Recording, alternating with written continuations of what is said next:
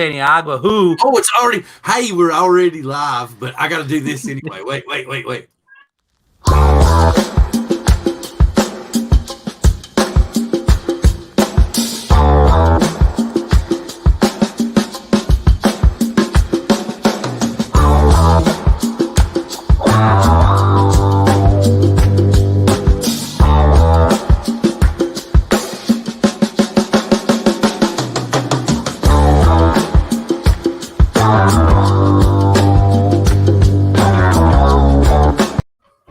Yay! And we've got 5 people here. Thank you 5 people. The 3 of us are me, Ron, and John.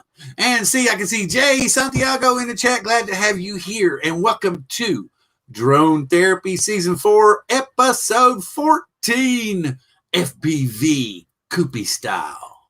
So what we're kind of going to do is Joe's going to... Joe. I keep thinking my wife's coming upstairs and she didn't know.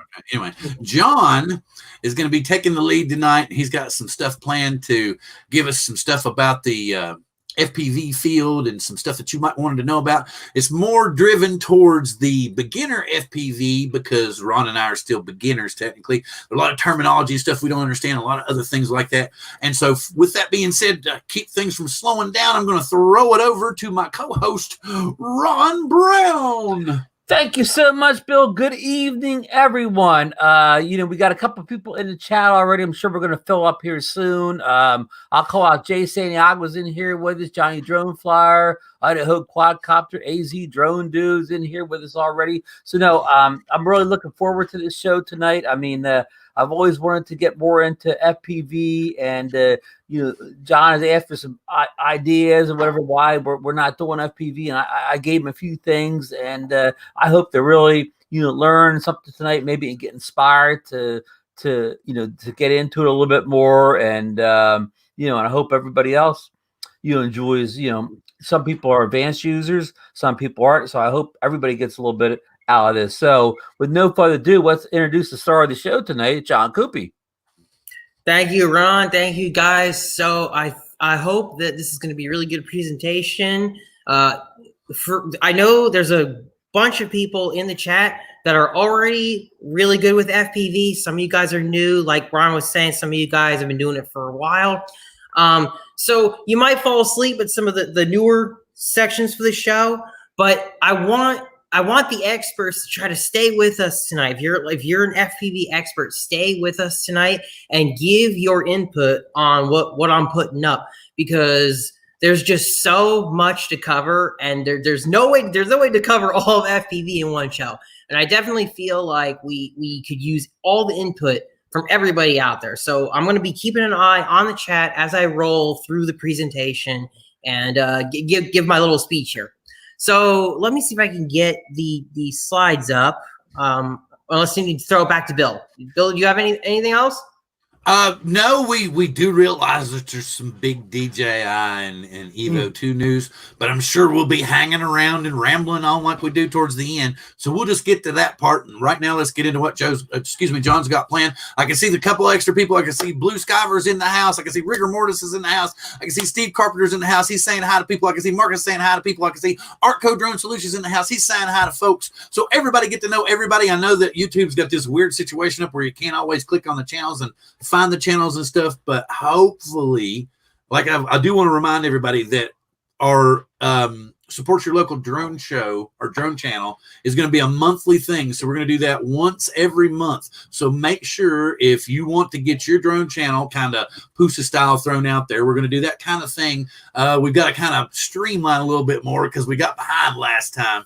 And I just want you to all remember that. Bring your friends in who have drone channels you might watch. Invite them to this channel so that we can get them on later. And I'm going to shut up now and throw it back to John so he can get us rolling. Have you got everything ready? Yep, I pretty much have everything ready here, and I'm going to try to pull up my slides. We're going class presentation style here tonight. Okay, so here we go. Let me get to my slides. Yeah, we can go full screen. All right, so this is our FPV show, and I'm John. I've been doing FPV since around 2016, and you're going to learn something today. This is this little picture that I put on Instagram after I finished my first drone build, and everybody said that I have a Joshua Barwell face. For those of you who don't know, Joshua Barwell is one of the biggest FPV guys on YouTube who does all sorts of tutorials. If you have a question about something FPV, Bardwell probably knows it. So that's why I put that up there. And John is our personal poor man's Bardwell. Yes, I guess, yes. Bill has coined me as the poor man's Bardwell. So, okay. So this is the topics that I'm going to try to cover today. The anatomy of an FPV drone, FPV terms, goggles, and wearing Australia, glasses. cool. Sorry. Plus cost-related issues. We're going to talk about a little quick tip on how to boost your micro drone or your Whoops performance. Steve has a question. He wants to know if the slides are available after the presentation. You know, I had a professor who said, absolutely not. You better take notes. They didn't want people to leave. They don't want people to leave the class early and just download the presentation later. But yeah, I'm a good professor, so I'll make the slides available after the presentation. But we will quiz you on a future show. So again, we've got more people in here, and I want to emphasize that some of this is going to be possibly a snooze fest for those of you who already know what FPV is and are really into it. But I'm asking that you guys stay around because I want your input. I want the chat to talk about what's going on the slides and throw their input in. That is going to be really, really important to me because there's so much to cover here, and there's going to be definitely some great points out there from everybody. So, like I said, keep the chat going. Okay, and then we're going to do a troubleshooting session. We're going to go over some very common problems live here with a drone that I have that trip people up with FPV. Some of the more common questions that I get all the time. And then we'll have sort of an open forum at the very end for FPV questions for a little bit. Okay, so let's go to FPV terms. So to understand anything that's going on with any sector of the hobby, you have to know the language. I once said to somebody who I did FPV with, I said to them, I said, you know, we're both nerds. And he goes, no, I'm not a nerd. And I'm like, yeah, we are. And I said to him, okay, do you know what a VTX is? And they said, yeah. I said, do you know what D-shot is? He said, yeah. I said, so if I told you, I need you to crank up the VTX's power and check the D-shot signal. He said, yeah, I would know what that is. I guess I'm a nerd. The point I'm trying to make here is that you got to know what all this stuff is. And there are so many terms in FPV to understand. So I'm going to go over some of them briefly here. And some of them you might already know from using DJI drones. But let's see. So the first one is OSD. When someone says OSD, that means your on-screen display. That's just all the stats and all the information that's on your screen. Very, very simple. But if you don't know what it means, there you go. PDB, that stands for Power Distribution Board. This is more of the hardware side of the drone. There's the flight controller, which is basically the brains of the drone. And then you have the power distribution board, which basically distributes electricity throughout the whole unit. So that's what a PDB is. VTX, you're going to hear this one a lot in FPV. So DJI drones and other aerial photography birds, they typically have what is called OcuSync. That is their method of video transmission. When we talk about video transmission with FPV drones, we're dealing with analog signals, and VTX just stands for video transmitter. And there's all sorts of different power output levels to consider, amongst other things like that. So that's what VTX is. If you see VTX, we are talking about video transmission power back to either a monitor or FPV goggles. AIO is a term that's becoming a lot more common recently because all-in-one means that we've got an all-in-one board. And this is what you're going to find on a lot of like small Whoops, small, tiny, small quadcopters, just like this little freestyle drone here in the corner here. Everything is all on one board. It's all in one unit. So that's what AIO stands for, if you see AIO. Batteries. So this is something that not a lot of aerial photography bird flyers have to think about, because you're pretty much given batteries and you use what the manufacturer gives you, and that is what it is. But with FPV drones, you've got a huge array of batteries, huge array of battery choices. And typically we talk about those in terms of cells. So 1S, 2S, 3S, 4S, 5S, 6S, that indicates how many cells there are in the LiPo battery. So that's very, very important. And we'll try to talk more about that later. Let's see, Above and Beyond Drones mentions APM. Yes, that's another thing in relation to flight controllers. Let's see. Okay. Yeah, give me 1 sec. 1 sec. I gotta take one break. That's perfectly fine. That's perfectly fine. If you guys fine. have any questions about what's on the screen there, I'll read anything that John has covered while he's taking a brief break, wanted to make sure you all understood that anything he's covering, if you need him to slow down, if he's talking too fast or anything like that, just say, hey, John, slow down a little bit. We'll call attention to it. And Ron and I are keeping an eye on the chat, and we'll try to blurt out some questions if he's going too fast or doesn't notice them. Hey, Ethan! Ethan Mitchell! Ethan's here! Oh, that's Ethan, our awesome. frontline warrior. He's still on the front lines, folks. So please pray for Ethan. And, buddy, stay safe. We miss you. It would be really cool to have you here for the FPV night tonight. Oh, I would love to have him here, but yeah. Ethan's doing the Lord's work right now. Yeah, so. Ethan's on the front lines, though. Thank you, sir. Hazy Nuts Aerial Photography. Thank you very much. We're glad to have you in the house. John's back prepared. He's just got a drink. I'm going to let him belch, and then I'm going to give it back to him. I'm not going to belch. Okay. Damn. Okay. I'll belch. So yeah, we're just going to finish up some of the terms here. There's a link to Oscar Liang's website, and there's a whole laundry list of terms. If you guys want to read up on them, this is the place to learn the lingo, but this should be enough for just what we're going to talk about in this presentation. All right, so let's go over the anatomy of an FPV drone. This is something Bill wanted to see, if I remember right. So let's talk a little bit more about this. So for this particular drone that we're breaking down here, we have the all-in-one flight controller. That's what I was talking about here. This is the whole drone's brains and power distribution and everything else. It's all on one little board. Really, so it's pretty simple and straightforward to understand.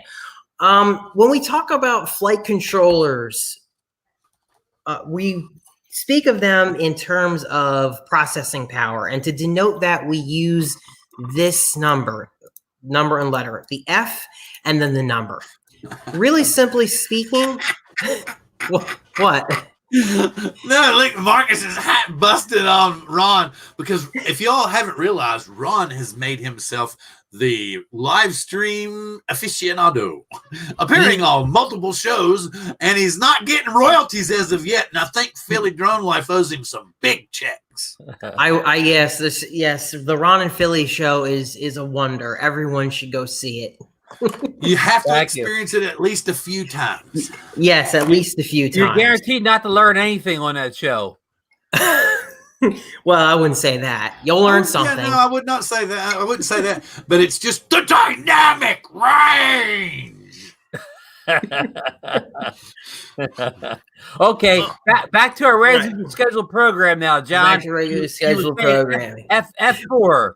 Right. Okay. So F4, that's pretty much the typical flight controller's CPU that you're going to find out there these days. A good way to think about it is sort of like you got Intel of a certain kind. You got the i5, i3, i7. I hope that's a good example. It's basically what kind of CPU is running on the board. And F4 is actually one of the most common ones there are out there today. They do have F3, but I will say that F3 is sort of on its way out. Betaflight, which is the software that runs on most of these flight controllers, is not really supporting F3 anymore. So F4 is very common. Also, we have F7. And you can see the clock speed here. I actually have the clock speeds. You can see my mouse pointer. The different clock speeds for the flight controllers is there. For the most part, you don't have to think too hard about a lot of this. F4 will cover the vast majority of what most people are going to do with an FPV drone. There are advantages and disadvantages to F7, but we're not going to get too deep into that.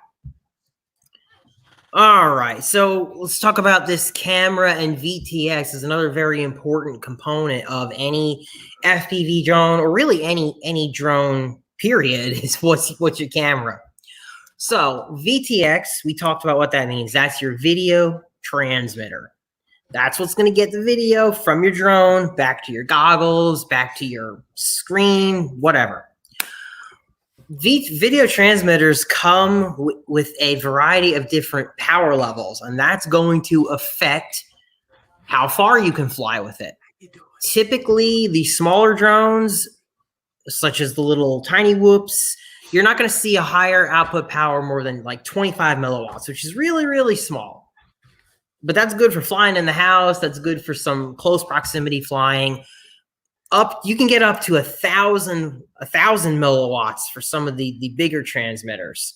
So that's just something to keep in mind. And a lot of people, when they first get an FPV drone, they don't even realize that they can change the power output. And then they go out and they try to fly, and wait. I need to check in the chat. I can see, is this the real Chris Hope, or is this the? No, that's him.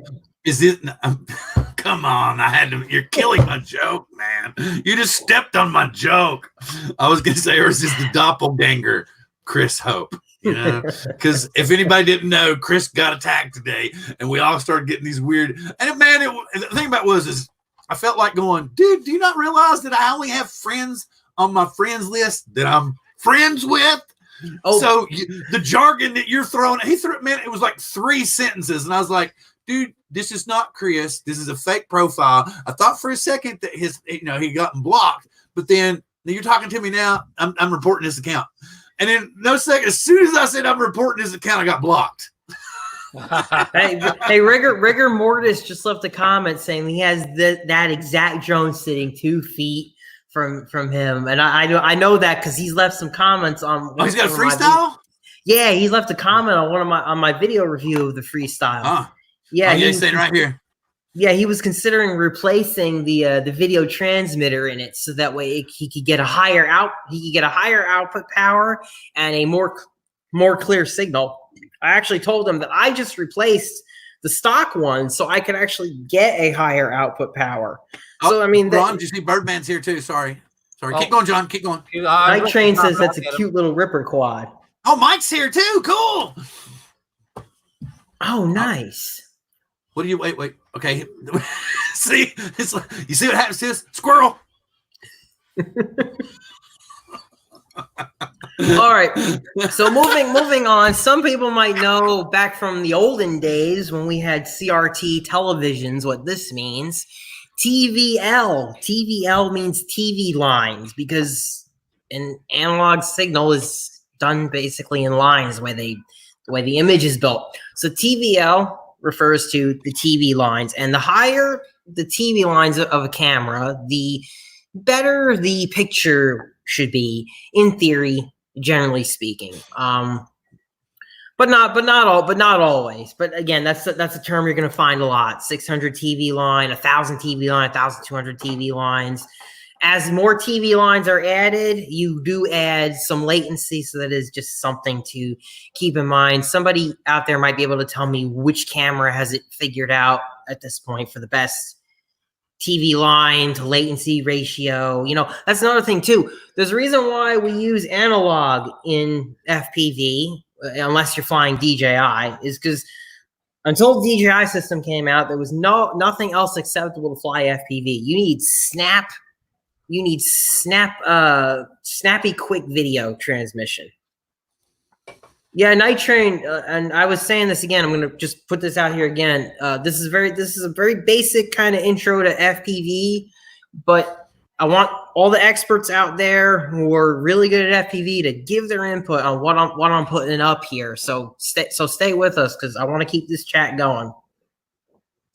Oh, Expedition Tech just said he's adding the video to the favorites. It's the first time that I've heard what all the terms equate to. Yes, I'm going to go back real quick and point out this slide here. There's a link in the slide to a full glossary for anybody who wants to read what all the terms are.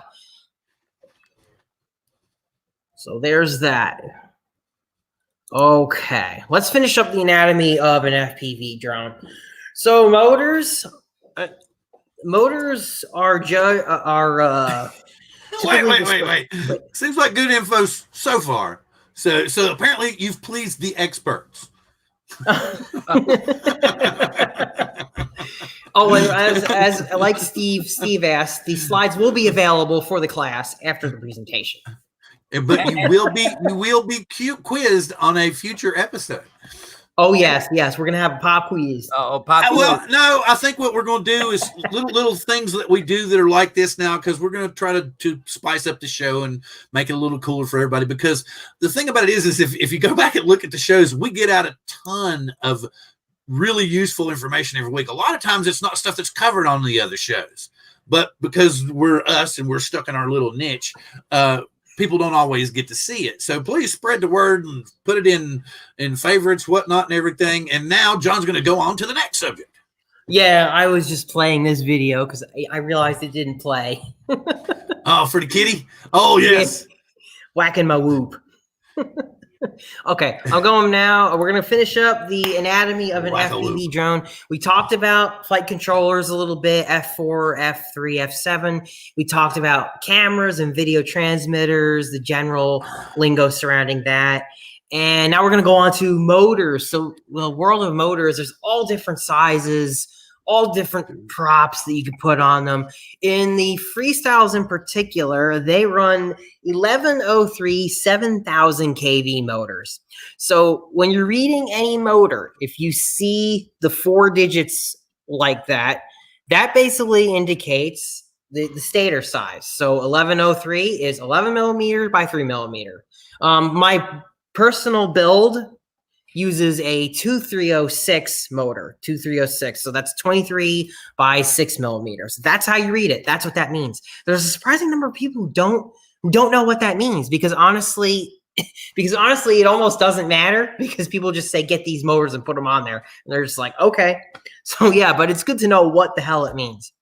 Your KV is just means the motor will spin at that RPM per volt that gets pulsed to the motors. And that matters big time because that plays into your batteries. If we go back and we talk about the cells, every time you move up in cell count, you are increasing your voltage. So you can't run, or rather you risk burning everything up if you run a motor that has too high of a KV with a certain cell battery. Like you probably wouldn't want to run a 2800 kV motor with a 6 cell battery. The voltage is just going to be way too high. So those are things you need to know when you're putting together a drone or trying to choose batteries. Your batteries aren't always going to be pre-selected for you.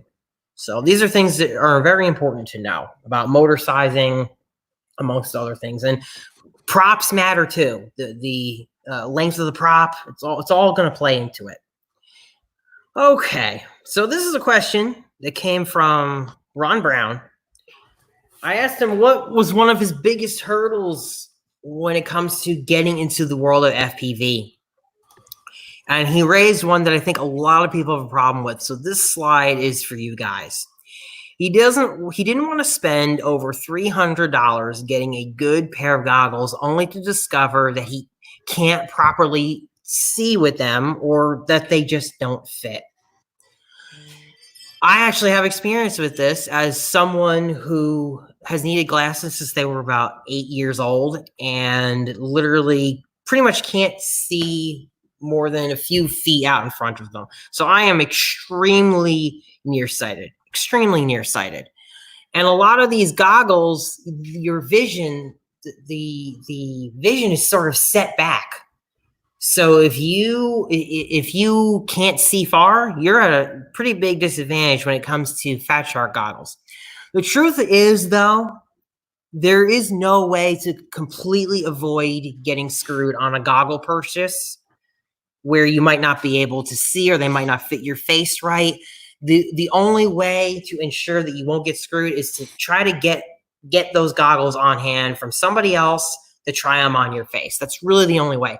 I had Fat Shark teleporter goggles and I couldn't see with them for nothing. I bought those like 4 years ago or so, and the teleporters were terrible.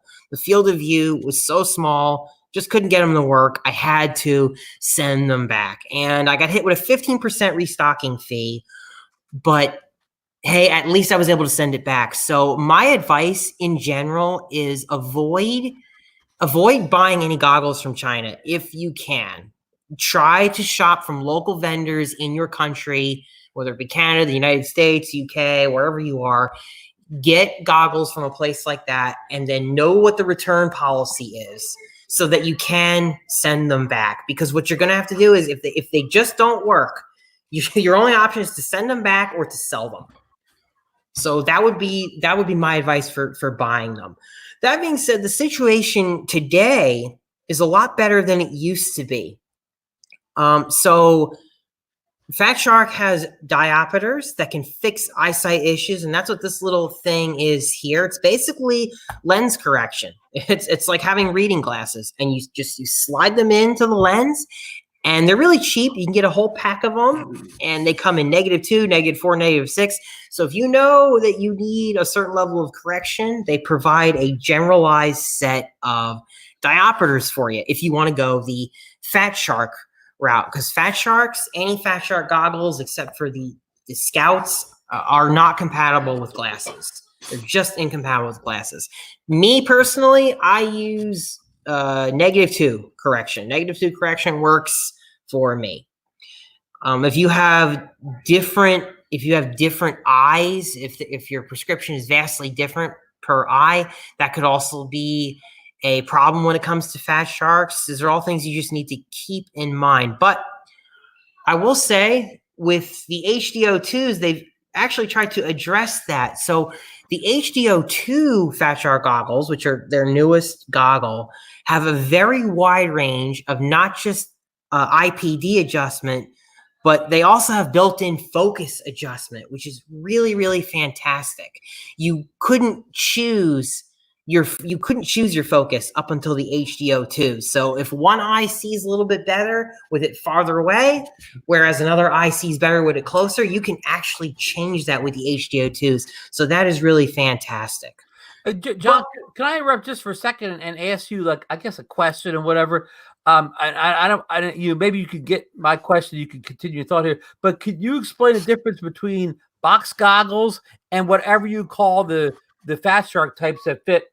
They're smaller in your head. I don't know what they call that, but I think that would help a lot of people if they knew what the big difference between box goggles are and the Fat Shark type goggles. And with that, I want to take just a brief second because I wanted to point out that we had been joined a little bit late. He's been napping a little late the last few weeks, so he's missed a couple of shows. But he did show up in the chat, and I wanted to say a big shout out to the Grumpy Vlogger, who happens to be running for president of this here United States. You need to get over and check out his campaign proposals and his campaign commercials on his channel. Get over and check it out. And I wanted to stop right now because I wanted to give this week's weekly shout out, because he's been working behind the scenes and you only see his name listed in the tail end of all this stuff.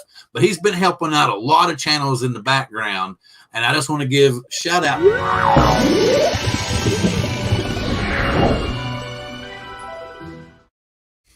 Mr. Curtis Dart has put together all this stuff for Lloyd to help him out. He's done a lot of extra work for Philly Drone Life, a lot of the stuff he's done over there.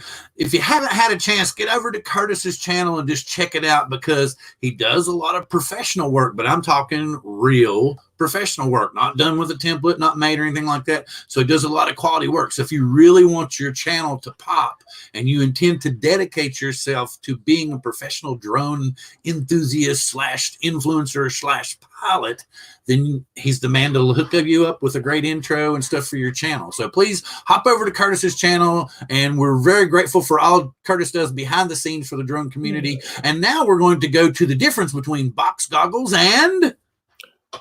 Well, you can put up that comment from Back to the Sky. Box goggles are typically one screen. They're just one big flat screen, whereas the Fat Sharks are one screen for each eye.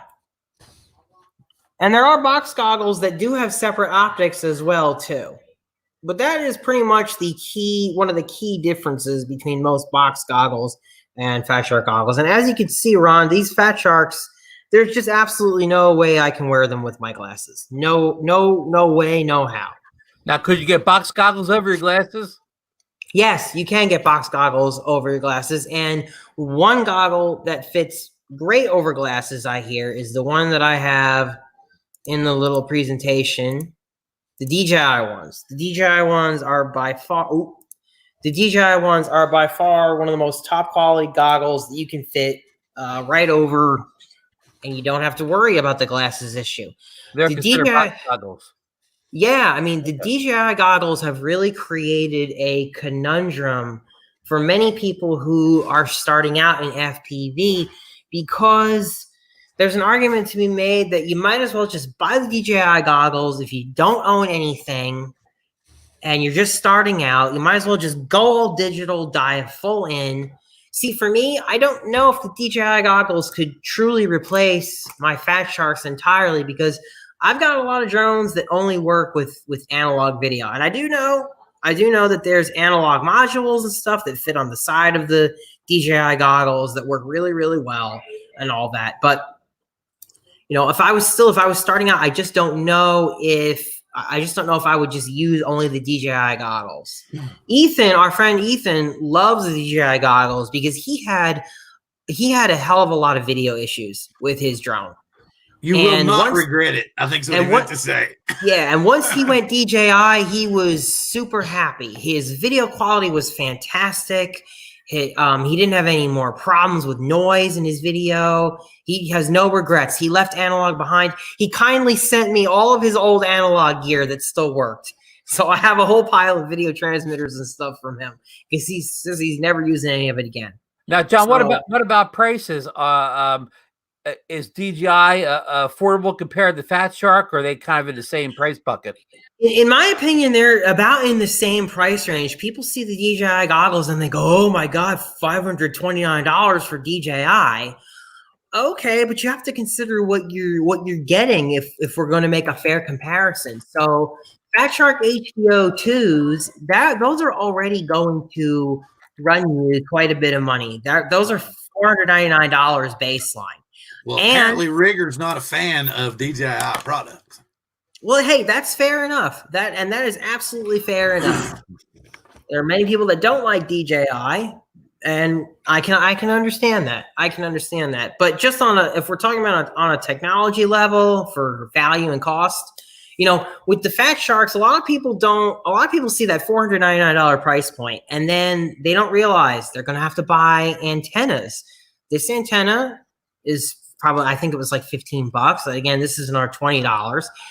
And you also don't get a receiver with your HDO2 goggles. You have to install a receiver yourself. Typically the receiver you would buy is going to run you anywhere from $80 to $100. And that's this little bit here. This piece actually comes out. I'm going to show you. This piece here comes out. See that? That's the module. You have to buy this. You don't get this with the HDO2s. You have to buy this. This is a whole other ballgame. So now you're looking at now you're starting to look at $600 for the Fat Sharks. So basically, John, you're saying that it would probably be better to just get the less expensive goggles? Yeah, I mean, it sort of depends on, well, they're not necessarily less expensive.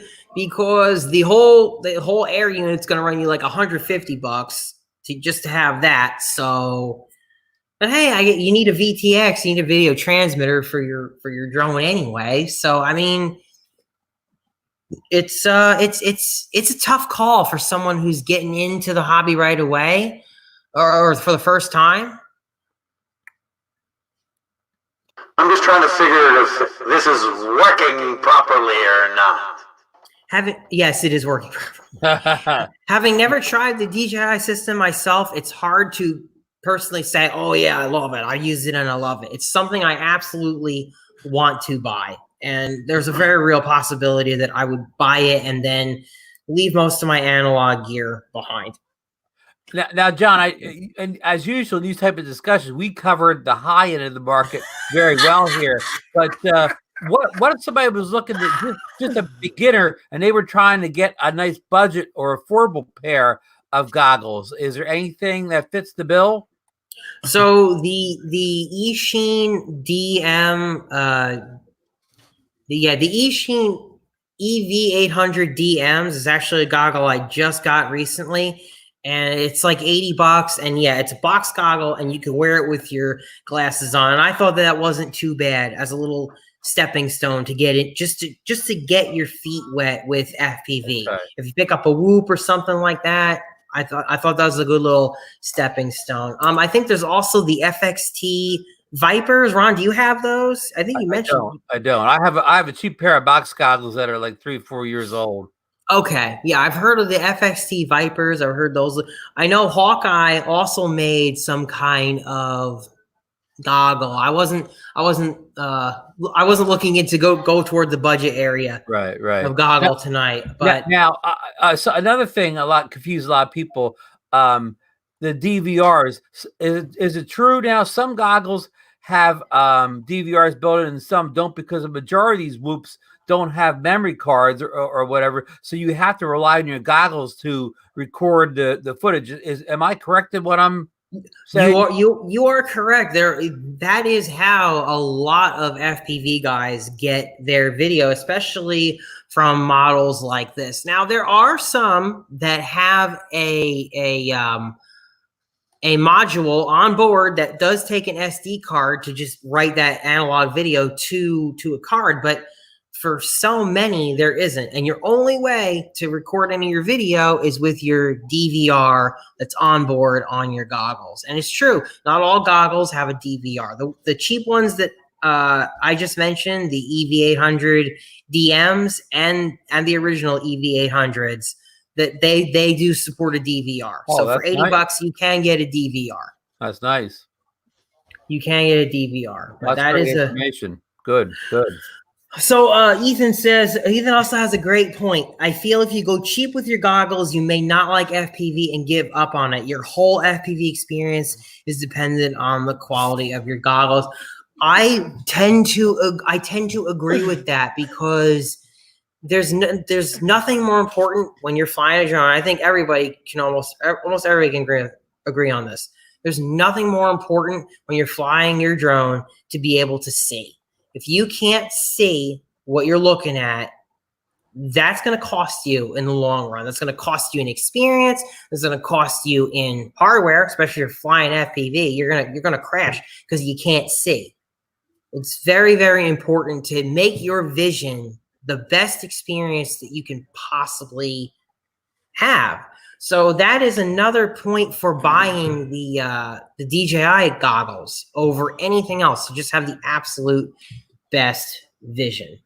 So what you're saying is, before you even think about what FPV quad to get, you should get your goggle situation squared away. Yeah, absolutely. Don't just jump in and buy an FPV quad and then work the goggles afterward. You're going to want to decide what are you going to go with. And Back from the Sky made another awesome comment that it is so important to record your flights in case you lose your quad. You can go back to the DVR and find it. I have been able to find hundreds of dollars worth of drones because I had a DVR, whereas I may not have recovered my quads if I didn't have a DVR. Now, is it true, Always fly with the DVR. Always fly with it. is it true some of the even the small FPV type quads have beepers in them, so that helps you locate them? Is that true? Yes, that's true. Both small and large. And actually, I can show you. I can show you what I have on my build here. So, if you fly a larger quad, you can actually add an independent buzzer or beeper. This one is battery backed. So let's say the battery falls out or gets ejected or something happens. This little buzzer will start going off, and I'll be able to find it in the grass. That's something that happens a lot. And I really would recommend anybody who's doing a build to get one of these battery backed buzzers. It will save you when you lose your battery in a crash, because you can see that a setup like this, you can be prone to flying the battery off. Now, are those beepers affordable? Oh yes, absolutely. I think the ViFly buzzer is maybe like $15. Oh, that's 10, good. $15. Cheap insurance for as opposed to losing your quad. Absolutely. Oh, Rick Halber is saying John is spot on with this. I have the Vipers myself. Oh, okay. So that's a vouch for the FXT Vipers. Now, see, here's the difference between me and Ethan. Ethan started out with the Fat Shark Dominator V3, and he said he did not really like FPV. He said he got much better when he moved to Fat Shark HD3. These goggles, these are Dom V3s. I've had these since I think since 2016. They've been my daily driver for FPV, and I've always had a really good experience. I've always had a very clean video transmitter signal, generally speaking, with whatever combination of hardware I've been using. I've had really, really good luck with these, and I'm still using them today. I was just out flying today. I was flying my build today, and I get crystal clear signal with these, and I've really not had any trouble. But of course, I don't know what could be better on the other side. I have seen some of Ethan's video though, and he had some pretty terrible experiences with analog video signal. Don't know if it might have been something in the build or whatnot, but I've had good luck with my Fat Sharks. I can't say I've had a bad experience. So, everyone's experience varies. Yo, Ethan says you can make the ESCs beep in the configuration. That's electronic speed controllers. Yeah, you can make them beep, but never fly without a beeper. He learned the hard way. By the way, speaking of electronic speed controller noises, you can make these sing whatever song you want. Here, I'm gonna go ahead and plug this in so you can hear my ESC tone. But I'm not using megaphone now, Jim. Oh, cool. Sounds like a video game. Yeah, Holy cow, it's Ken Aaron, folks.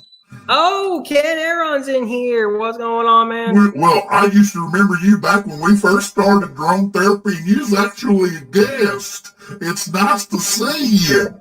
How's everything on the East Coast? I miss y'all people over there. Okay, next. Sorry. Go ahead, John. I'm wondering if anybody knows what tune that is.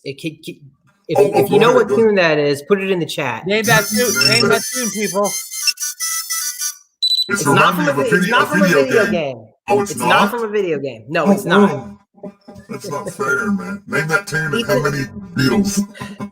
Ethan makes another great point. You don't have to worry about a clean build affecting the video quality with the DJI system. Yeah, the air unit.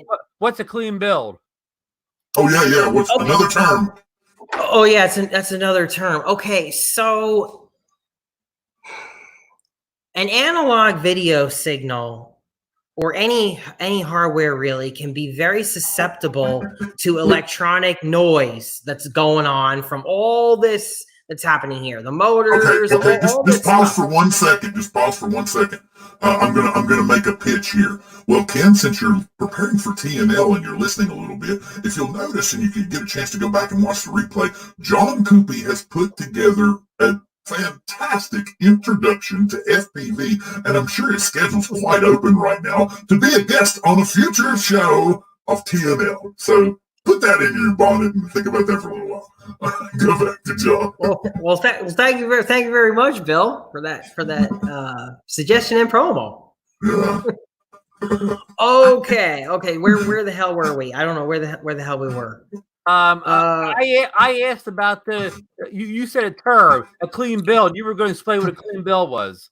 Yeah. So this is another issue that you can run into when it comes to FPV, and this is going to depend on the quality of your components and just the general makeup of the drone. So all these electronics, they all can give noise. There can be noise from all these electronics. Does that make any sense?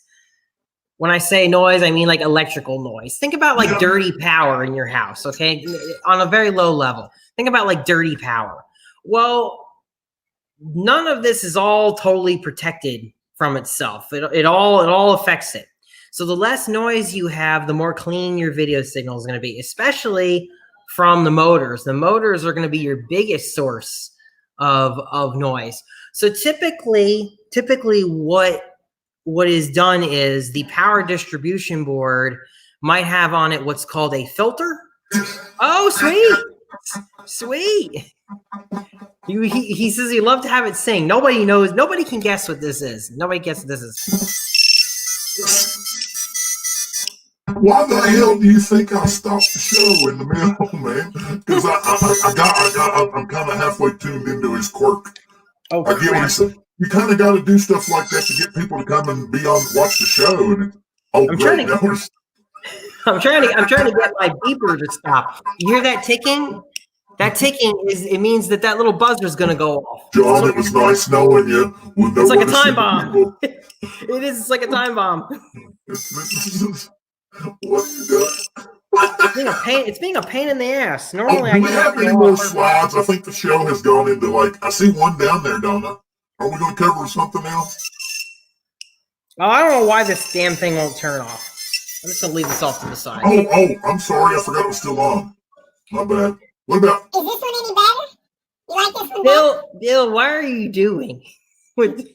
This is for when we do the support your local drone channel. So this is the voice and I messed up the other night when we did. I do want to say thanks to Ken for that invite. I will try to get in touch with you. I really appreciate that. Now let me see if I can stop this damn time bomb. Okay, now you can send my monthly check, John. Okay, I did my job. There we go. Now it stops. See, it can be a little tricky to get the time bomb to stop because you've got to connect the battery and then pull it. That's the way you get that little. That's the downside of a beeper. That's the downside of beeper. Normally, it's not that difficult. I don't know why it was giving me such a hard time tonight. Well, because you're in air, that's why I was acting up. Yeah, of course. I almost never have problems with the damn thing, but electromagnetic. Yeah, eagle eye view images took it right out of what I was trying to say. Yes, electromagnetic noise. You get all sorts of noise, and that can affect your video quality. So the DJI system is really good. That, huh? Yeah, because it's digital. Number one, it's digital. That's a big reason. And number two, DJI just does a really good job of filtering. I guess filtering anything that goes through that unit. It's like a little magic box. Is the DJI system the first digital system for FPV flyers? I wouldn't say it's is it the first digital one? As far as I know, it's the first digital one that's worth anything. Yeah, we'll say, or the first one of any notoriety or whatever, right? First one of any notoriety. Yeah. Okay. Rigger, it was great to have you. I appreciate all the input. That was good. Go have some fun. Yeah, and Ken said he's not watching the chat now. He's trying to still prep. So if there's anything juicy that happens, we'll scream like a girl. Okay, so yeah, I hope that helped to answer a lot of your questions, Ron, as well as anybody else about the. And you got another little good tidbit here. Let's go into the next one. I wanted to see what you got here on the bottom. Wait. Marcus has a question. He says you need to be good with a soldering iron to fly FPV. All right, well, let me put it this way. You can get into FPV without ever touching a soldering iron these days. You can buy an off-the-shelf bind and fly drone with an analog or even with the DJI system. Armatan Quad sells an excellent bind and fly models. You can buy one and start flying. Now, here's the problem. When you crash, how are you going to fix it? That's the conundrum. And John, explain what you mean by bind and fly for beginners. Okay. This is a pre-built drone, and all you need to do is get your controller and bind it to it and fly it. That's all. That's what bind and fly is. BNF. Just the same way you fly a DJI drone or anything else. You bind it to the controller and you fly. Is the binding process difficult, or is it easy for beginners? It's pretty straightforward especially if you buy a bind and fly drone. Okay. We're not going to get into the binding process for tonight, but it is pretty simple. We'll do a binding episode sometime. Oh, wait a minute. Ethan Mitchell just said the DJI camera is not only digital, but it does not run through the flight controller like analog cameras. Is that so good? There's no noise. So there's pretty much no noise to deal with. That's a good one. Now, I don't know a lot about this, but it sounds like this digital noise could be a problem on a lot of these FPV quads. Is that correct? It can be, but in my experience, though, I've had generally very good luck. Generally very good luck with it. I typically have what I would consider to be very, very clean signals, but I've seen some of Ethan's problems that he's had, and we've talked about it back and forth in the past, like almost a year ago. And I was very surprised at how bad some of his video reception looked like. Lots of fuzz all over the place, but I could show you some of the cleanest FPV DVR ever. So, I mean, it really just depends on the drone. It depends on the transmitter. I know he's tried a lot of different things, but I don't know. Maybe I'm just lucky. This module on here, this is an old module. It's maybe, it's like I said, it's maybe 3 years old. It's not even supported anymore. It's abandoned hardware, and I still have a great experience with it. So I don't know. I really don't know. For someone new starting out, the DJI system makes an excellent case for just buying that and avoiding some of these problems with analog. Just keep in mind, though, that there are a lot of drones out there that you can't fly the DJI system. Like the little whoops, there are no whoops of this size that have the DJI system. So you have the DJI system is only good if you're doing your own build. It's good if you're doing your own build or you're buying a pre-built. But these small drones, these small units, there is no small enough DJI unit yet that can put the HD on a drone like this. They haven't made it small enough, is what I'm saying. Okay. They will in the future. I guarantee it. I guarantee they'll make it small in the future. But you need to understand the air unit is probably about this big. It's probably about it's probably about this big. We can get a picture of the air unit up for people to see. Well, are you going to go? What about your next segment? I guess we can go into that, but this is a pretty big segment. I knew we were going to spend a lot of time on it. See, the thing about it is each one of your slides is pretty much something that we could do a whole show on. Oh yeah, you were actually Bill. You were saying that I could make a whole video about the glasses issue, and I feel like maybe I will do that once I get DJI goggles, because I am planning on buying them. And since now that you're going to get with Ken and breathe some life back into your drone channel, maybe you might get a little more interested. I don't know, but yeah, it's like we're all kind of trying to figure out stuff. Wait a minute, John. Wait, here we go. The Caddx Vista fits. Yeah, I've seen the Vista. Ken's Did you see what he said though? That he says DJI Caddx Vista. And but it's DJI gave them permission, isn't it? Right? It's not really right. It's not a partnership. And okay. Ethan Mitchell likes the Vista.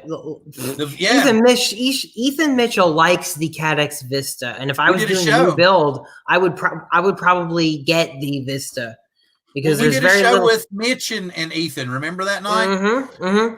But I mean, you still would have a hard time fitting it on a drone like this. I'm talking the 75 millimeter size. Ethan said that it's close to being small enough, but it's not. It's close to being. Beta FPV put the CADX Vista on a Whoop, and I saw Bardwell's review of it, and it's not bad, but it just flies so heavy. It really just flies so heavy. They've got to make it smaller. They've just got to make it smaller. You know, currently this is it. It's all in the camera. The whole video transmitter on this Whoop is all in the camera. And when you're dealing with small sizes like this, he says it only fits the Beta FPV 85X, right? And it flies heavy. It's kind of a heavy unit for these little Whoop drones. But you know, they're making good strides. They're making good strides in getting it to be smaller. So, okay, let's move. All right, I think we're good with the FPV goggles and glasses stuff. So let's move on. Thanks for explaining that all to us. And Ron, it was a great question. So I appreciate you bringing that up. Let me see. You know what? I actually want to change the order of this here. Okay, so this is a pretty big one. A lot of people either build or buy an FPV drone, and they go to start setting it up, and it won't turn on or it won't arm. And they set up their modes, and they check it on the computer, and the switches and everything are all working, but it just won't arm. And I get this question so much. People ask me, John, it won't start. Why won't it start? So I'm going to kind of show you some of the reasons why your FPV drone might not start, and we're going to go through some scenarios, just a few of them here. So I'm going to go ahead and plug in my little Whoop. That's what we're going to use as a demonstration here. And I'm just going to kind of run through Betaflight and show you how to figure out why your Whoop won't arm or your FPV drone. So let me stop sharing the presentation and share Betaflight. Okay, can everyone see Betaflight configurator? Yes.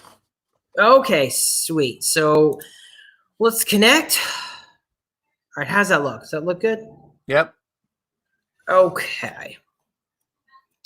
So as you can see, I've got the little drone here and it's moving. Okay. So let me go and turn on my controller, turn on my radio here. Throttle warning. Switch warning. Angle mode. We're going to go to the CLI. Now this is the command line.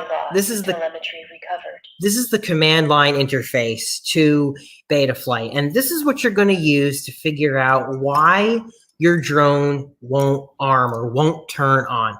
So the command you're going to type in the bar down there is just the word status. And what you need to look for is this line here, the arming disable flags. This line there tells you why your drone won't turn on. Betaflight has all these basically they're like error codes that tell you why your drone won't turn on. And there's a link in my slide to all the various error codes that you can get. You need to make all those codes disappear. You need to figure out what it is and why you're getting it, and you can just look them up. Each one is separated by spaces. So let me go through what these mean. So CLI simply means you're in the command line interface. You cannot arm the drone while you're in the command line. That's the reason why. So don't try to arm your drone or turn on the motors yes, I think it's a WASP. I think it's a WASP. MSP just means again that you're connected to Betaflight and the motor stop is set. We're going to also go into that too. So let me go to the first common reason why a lot of people's drones won't start. Telemetry recovered. Okay. You see the channel mapping here? TAER 1, 2, 3, 4. Mm-hmm. Okay. Betaflight needs to know how your controller is configured. RSSI critical. Oh, I got a little too close. So your T is your throttle. Okay. Okay. That makes sense. T is your throttle. A is aileron, E is elevator, and R is roll. And, RSSI and critical. basically, you can see the little quad moving on the screen when I Yep. move the thing. Now, there's a safety feature in Betaflight that will stop you from arming the drone when your throttle is all the way up. RSSI critical. If- On. I actually just tried to arm it. Okay, that's my switch to turn the motors on. Now, throttle's all the way up. So let's go back to the CLI. Telemetry lost. Off. Telemetry recovered. On.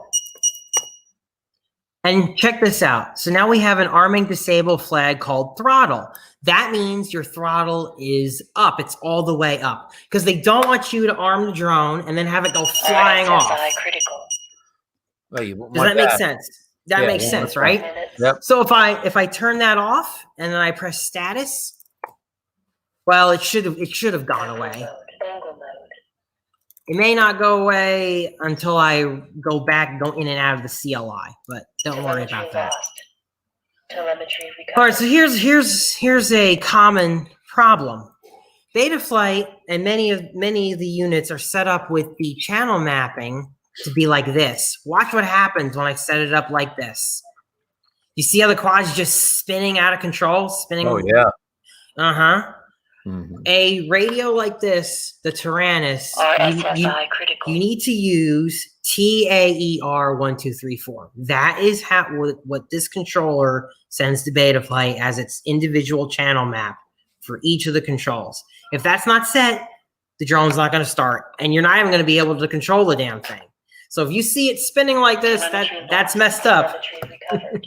That's messed up. You have to fix that. So that's number one. TAER1234. That is the default Telemetry Tyrannus lost. channel mapping. Telemetry recovered.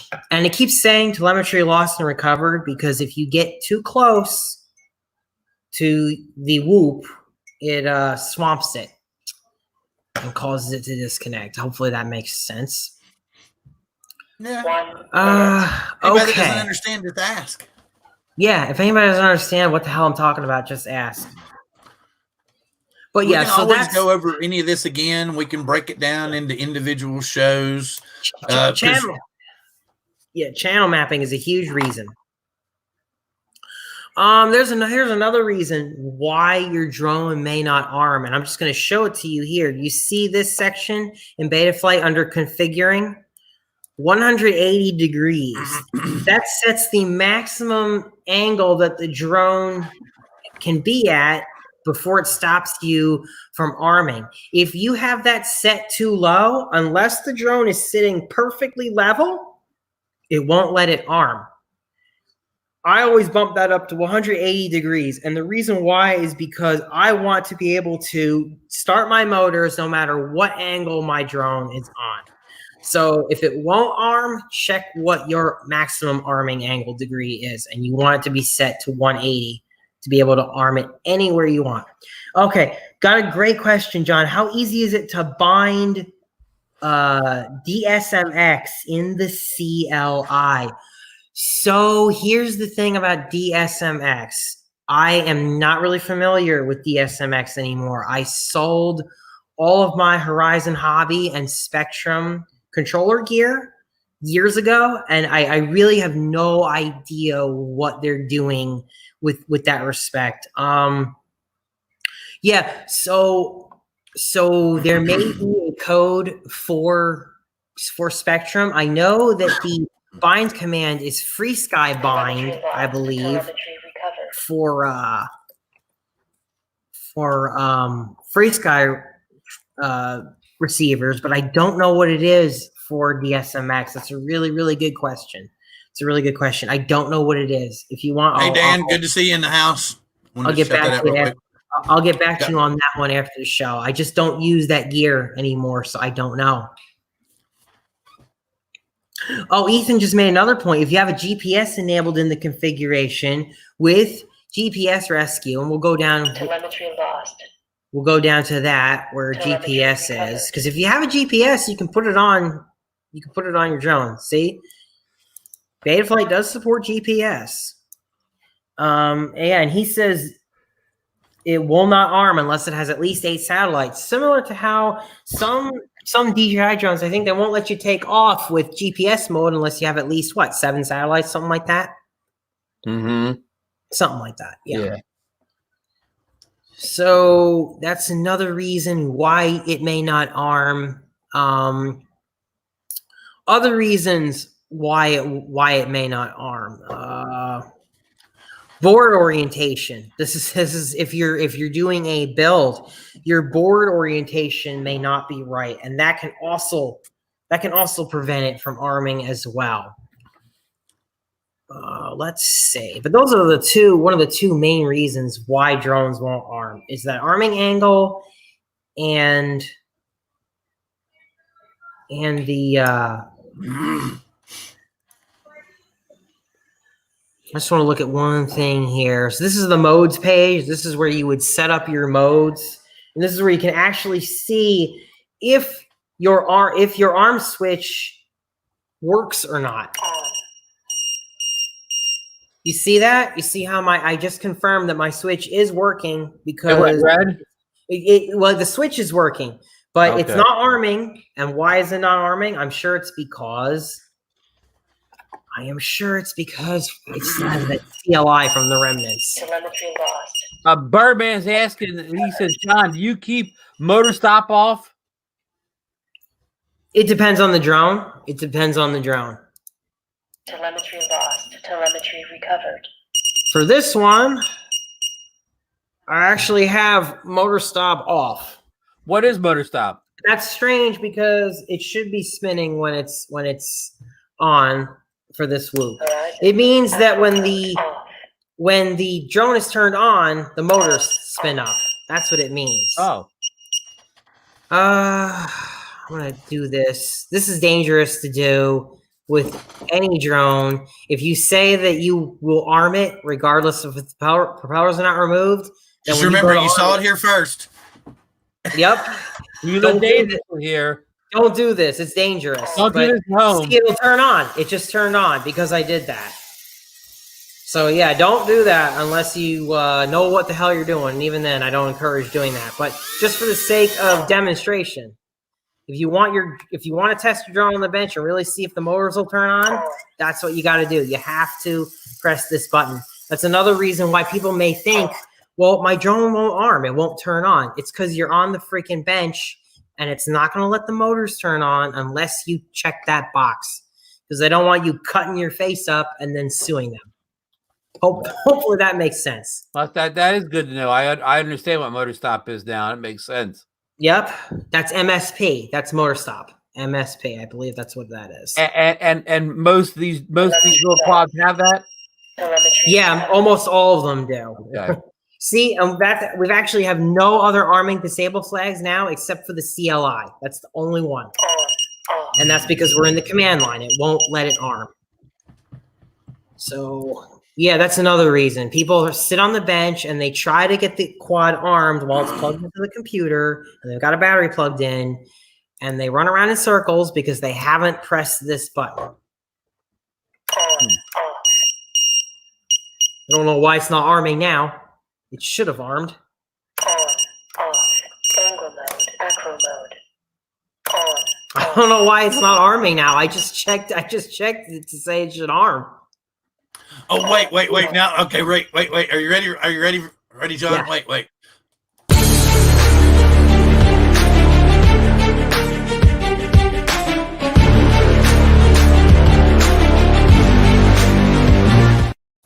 Okay, and John is going to figure it out live here on UAV Medics. Yeah, I think Birdman's right. You got to hop out of beta flight with the battery connected. So we're just gonna go ahead and do that and see if we can get this thing to work. Birdman's the medic tonight.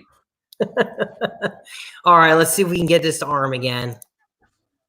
I'm gonna go to motors.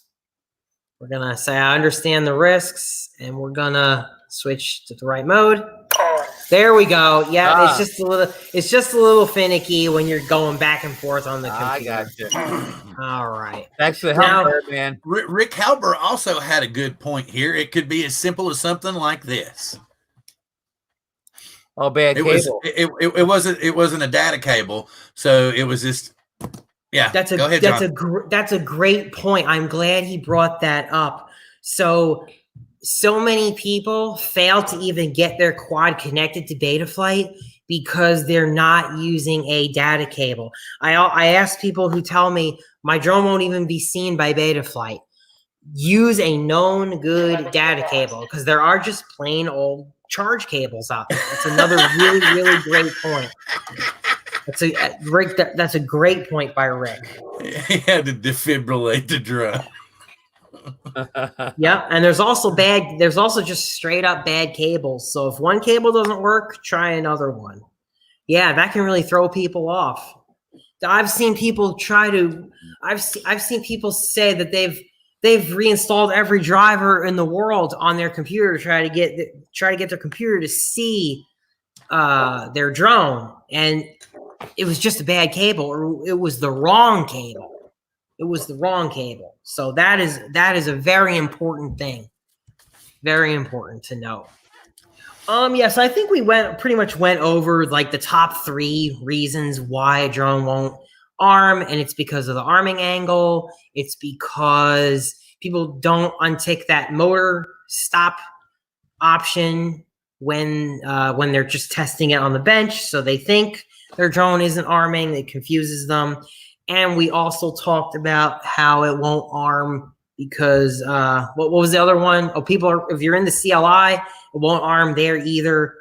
And the channel assignments because it has that safety feature where it won't arm if your throttle's all the way up. So if your quad is spinning on that receiver page, you know you have a problem and you're not set up right. Oh, I got one for a bee in your bonnet. Is there any alternative to Betaflight? Oh, absolutely. Absolutely. There's tons of alternatives to Betaflight. We're only scratching the surface. There is Flight 1 for whoops. There is something called Emu Flight. There is and Mitch over at Old Guy in a Drone. Old Guy in a Drone, yeah.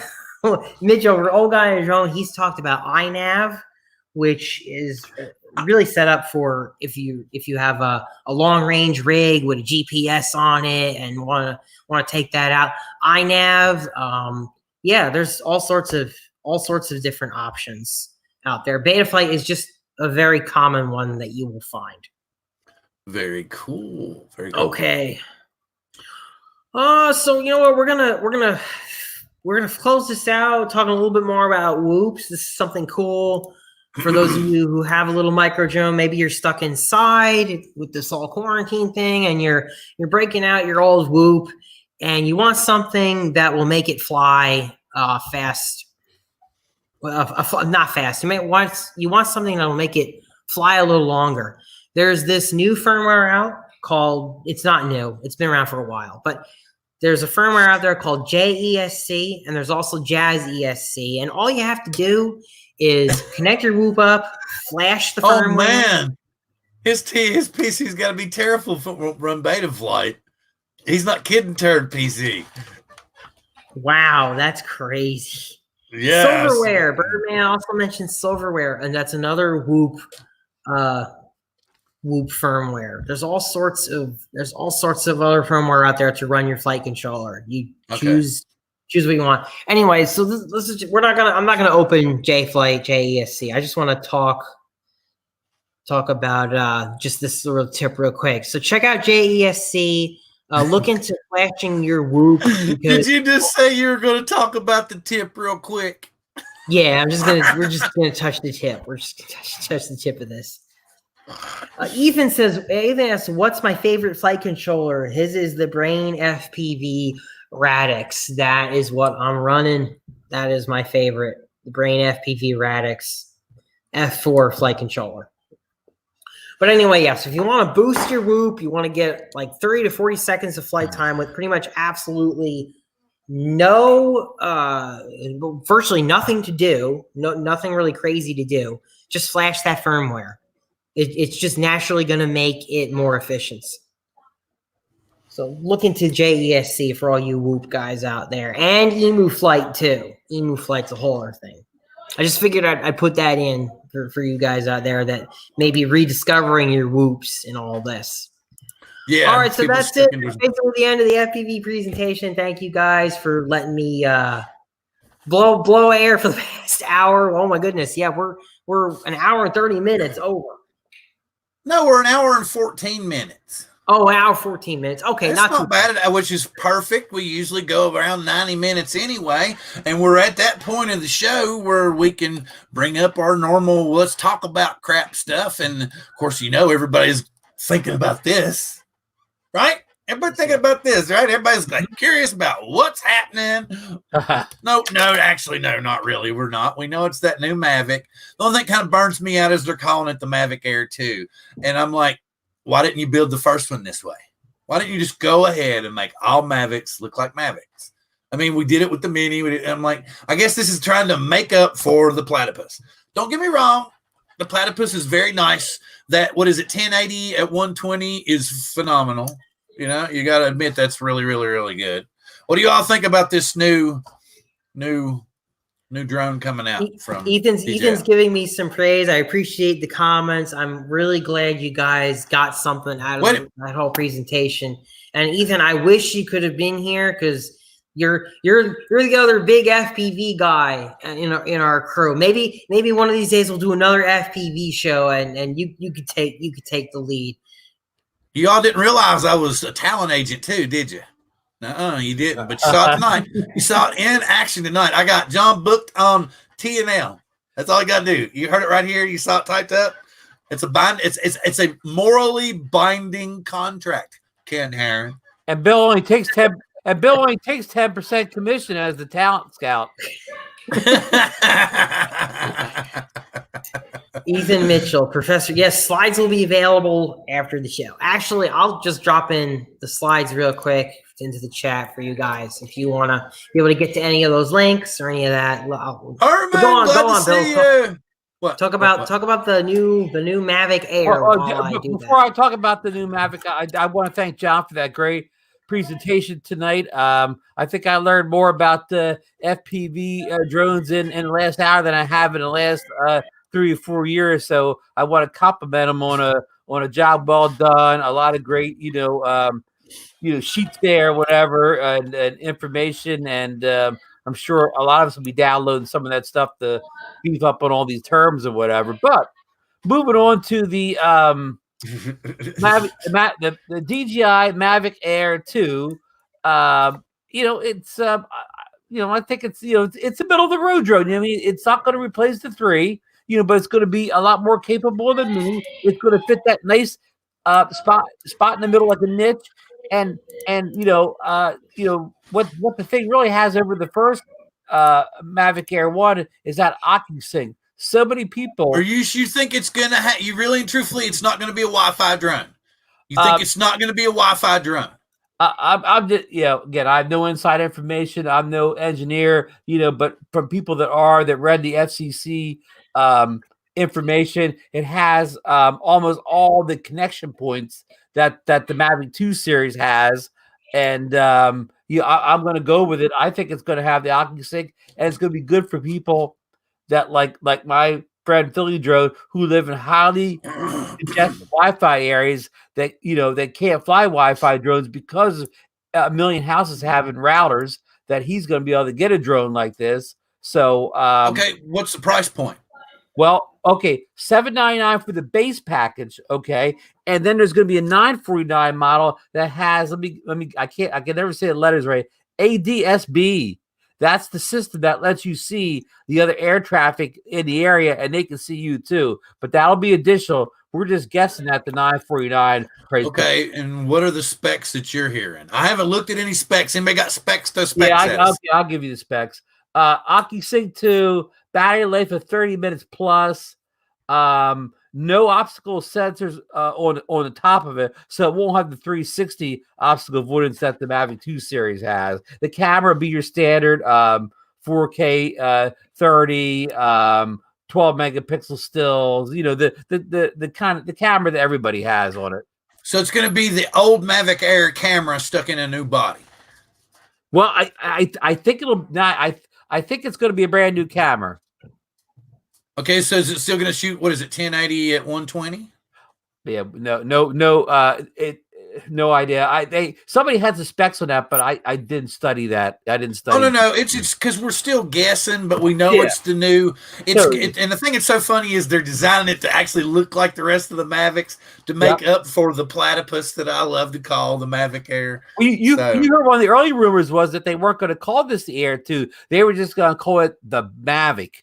So and they should have done a Mavic and a Mavic 2 or 3 series, and this just what we thought was going to be called the Mavic is the Air. Now that's going to be the drone for everybody. That's going to be the middle of the road drone. That's going to be your Toyota, Camry or whatever, your base thing, and the other, the Mini was going to be your economy car, and then the Mavic 2 series is going to be your high end or whatever. So this new drone was sort of as a base drone. The drone will kind of fit the needs of most people. Yeah, well, this is literally going to take the slot of the Mavic Air because the Mavic Air is that mid-grade drone, but where you're doubling the flight time. You're basically giving – so if you're going to double the flight time, you're going to give it a more efficient ESC. You're going to put OcuSync in it, and you're going to charge the same price. People should be extremely happy, Is it going to have – is it going to have oh, okay. Somebody's sending me some information. Is it going to have internal storage, or is it just going to have SD storage? Or do you have that? I haven't heard any talk about that. Okay, so Marcus, first off, wanted to ask you, Ron, where you got your specs. And yes, everyone, John, you did a fantastic job tonight. I knew that you were going to do a fantastic job tonight. And something that we wanted to let everybody else know is that we have our intentions of making a more structured show from this point on. We're going to do kind of a basic intro thing where John kind of keeps us up to date on the FPV stuff, maybe kind of gives us a lead into future shows that he's got planned. Ron is going to take over the new tech coming from across the seas. So he's going to be talking to us about the FEMI drones, the Xeno drones, the new technology like the FEMI Palm, that kind of thing. So that's the way we're going to kind of start the show. And of course, I'm always wanting to bitch about something. So we're going to have Bill's random rants. And then we'll bring our guest in and go into that kind of thing. And then as usual, we'll do the typical at the end, random chat and talk and whatnot. So for the love of God, Philly Drone Life is in the house. Wait. Hang on, Philly. This is for you, buddy. This is for you. I got to find something. The dynamic range. Hey man, let's try something different. Let's try. Oh wait. The dynamic range. Is that any better? I don't know. Can you tell me? How about cathedral? The dynamic range. What? Speaking of FPV, a lot of guys don't know Philly has a ton of FPV gear. He's got to talk more about that on his show, or maybe on another show one of these days. You know what I mean? He's got a ton of FPV gear. He went and he showed me everything he had. Hey, I was like, I love having Philly on the show. If he could just slow down on dropping the F-bombs quite as much, because hey, dude, the shows you're on, if I don't get flagged for them being really like F-bombed to death, then they do really, really well. But it seems as though here lately, the second you let it fly once or twice, it's on me, and I got to change the setting, and the views kind of drop down. So we love having you on, buddy. Something else I wanted to do too. I want to see Curtis is here. Curtis, you missed it. I've already given you the shout out. I basically kissed you really good, and I need to go wash my lips. But anyway, oh no! Hopefully you don't get the corona. I don't think kissing him there is going to give it to me. But anyway, I sent everybody over to your channel to check it out, to look at it and everything. Bill the Drone Reviewer, glad to have you in the house. Good to see you here. I can see Philly. We're talking about Philly again. Glad to see all you all in the house. But like I said, I would like to get Lloyd on sometime between now and November, because we would like to get his point of view so that everyone can make their decision on whether they would like to place their vote for Lloyd. So we would like to get Lloyd on for a little period of time, maybe for like 15 minutes or so, and we can kind of ask him some questions about his political points of views, and maybe play some of his campaign stuff, and maybe even possibly get his campaign organizer on with him so that they could explain his platform. Maybe we could even do something special on a weekend or something. Would you be up for that, gentleman, Mr. Curtis Darden, for Mr. the Grumpy Vlogger, Lloyd Mendenhall? I hope my panel members would be up for that too. I think it would be really cool and interesting. We need to do something special on a weekend for something like that. I'm just reading the chat. Did you see what Philly said? No, if I put it up on the screen, I'll have to change. You can't put up on the screen. See, he loves doing that, man. But if it's his show, here's the thing: if it's his show, you'll see him, and he'll be like, "Oh, fudge! How you doing, Ron? What's up, Ron? Hey, Ron, what's up, Ron? Ron, I had a wild day today, Ron. I reset my home point. No, I didn't reset my home point. It did it on its own. It did it on its own. It was not me." Going back, what I was going to say about the Mavic Air 2? I feel like if they don't put OcuSync in it, I know I'm sort of like way behind because I was going to say, I feel like if they don't put OcuSync in it, that would be a huge mistake. I feel like it wouldn't be enough of an upgrade to get a lot of people to buy it. Oh, they would lose half the sales if they didn't put the OcuSync in it. I really think somebody would be expecting that OcuSync. So I'm going to say I think that the new Mavic Air 2 is going to have OcuSync. Okay, so for $799, that's a phenomenal deal. Yeah, I think they're going to have. I think they're going to have. And I'm gonna go you one better for $949. You're talking top of the line deal because you got a drone that's going to be rocking ready and probably going to be ready to flip over a remote ID and have it going. I would say the same thing, Bill. They want to get themselves ahead of the game here on the. All right, and here's the other one that Mr. Ron Brown had brought upon. I'm not trying to step on you, Ron, but we spent a lot of time on that, so let's get on to this next one. And Ron Brown actually was the one that made me think about this. Okay, is it actually going to be available to the public right now, or the bigger channels getting it just to tease us for their personal gain for the companies that support them? What do y'all think here, man? What do y'all think here? Well, very good possibility. I'll give you a rumor that was floating around last weekend. This is just a rumor. I think it was gathered off some of the Altel boards or whatever. So take this for what it is. That all the Altel drones, the regular Evo, whatever they called, the Evo 2, the Evo Pro, and the Evo Professional, they were all packed in boxes in a Chinese warehouse, ready to come over here, but they're not considered essential electronics. So they're on the back burner right now, and that's what's causing the delay in the release. But of course, we know Bill mentioned some big name channels have it, but also that random guy in Sweden got it or whatever. I mean, some random people that don't even necessarily have YouTube channels have received. Kind of similar to the way that DJI has done in the last few releases. No name channels getting drones. Yeah, DJI is actually not giving their drones to no name channels. They've given them to Casey Neistat. They've given them to all sorts of the last few. Remember, remember in the last few releases, we were like, "Who is this guy?" And they would have like 500 or 600 subscribers, and we were like, "How did this happen?" Yeah, I'm not really sure. I just know that the big influencers, they're always ready to upload their DJI stuff. I wanted to touch on that. Well, my cat wants to. Wait a minute, Mavic Pro X. What are you all talking about now? What do you call it? So you see, Altel is saying that they can't get their drone shipped because it's not an essential electronic. Yeah, so I'm trying to figure out how the influencers got their drones. Well, I mean, they kept it in. It was a special box. Yeah. Do not look at this box. No. No, that makes sense, Bill. I mean, shipping pallets and pallets of boxes from one company on a cargo ship, draws a red flag. Somebody sneaking one item through customs is no big deal. In the middle of a pandemic. Come on, Ron. Come on, Ron. I'm pretty sure even one package ain't getting through now.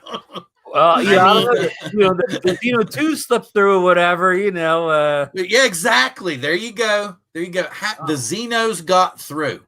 So if I guess the little cheapo Xeno 2 is essential electronics, and the big powerful 6 and 8K Evo 2 is not. Yeah, I mean, listen, I'm not accusing Autel of lying, but I just have a really hard time believing that in full. That's all I'm gonna say. I know people who've gotten stuff from China pretty recently, and as far as I know, they're not stopping Dinky Electronics from coming over here. So I don't know. Yeah. And I mean, I know it's like one item or two order from a Chinese vendor. You might think that might not raise a red flag compared to like a huge pallet, but the truth of the matter is, when you order something from China, all they do is they either load up a boat or a plane anyway, with all just a bunch of crap in it. They wouldn't be allowing that either. I mean, like, a lot of people think that their little individual thing gets mailed when they order it from China. That's not how it works.